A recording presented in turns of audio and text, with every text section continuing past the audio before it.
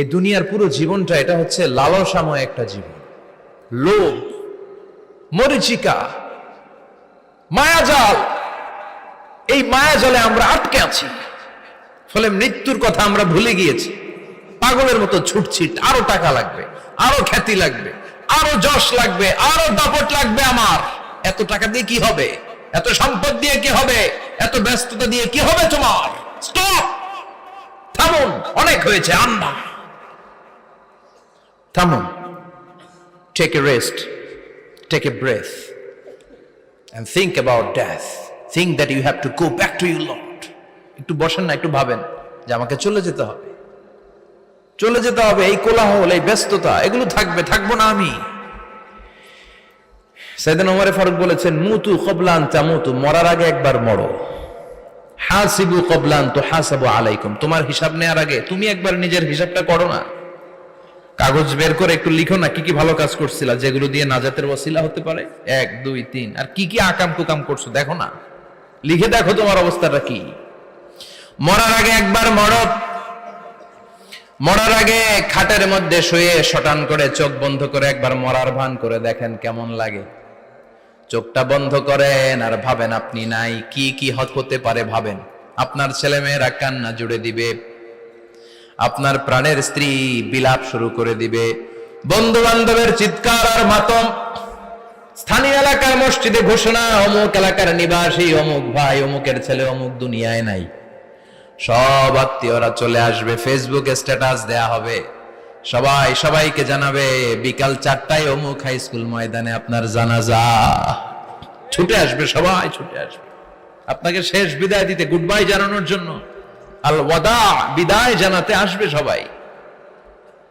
4 তাকবীর দিয়ে আপনার জানাজা হবে, অশ্রুসিক্ত জানাজায় আপনার বিদায় হবে। কাঠের খাটিয়ার মধ্যে করে কাঁধে তুলে আপনার কবরে নেওয়া হবে।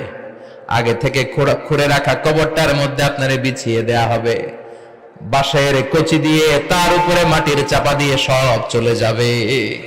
ভাবেন না একবার চোখ বন্ধ করে, this is the circle of life, this is the nature of life. এটা সবার হবে, আমার হবে, আপনার হবে। এত মায়া, এত ভালোবাসা কই যাবে? কেউ থাকবে না, সবাই আপনার অন্ধকার কবরে রেখে দিয়ে চলে আসবে। উপরে বাঁশের কঞ্চি, তার উপরে মাটির চাপা, অন্ধকার আর অন্ধকার। এই অন্ধকার যেন শেষ হতে চায় না, শুধুই অন্ধকার, ঠিক কিনা? এজন্য আমাদের চলে যেতে হবে। দাদা গেল, চাচা গেল, মামা গেল, আমাদেরকেও যেতে হবে, জোরে কোন ঠিক কিনা?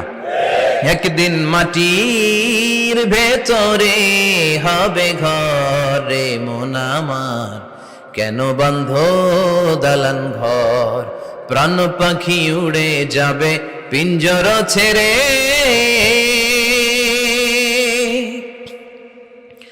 ধরা ধামে সবই রবে, তুমি যাবে চলে।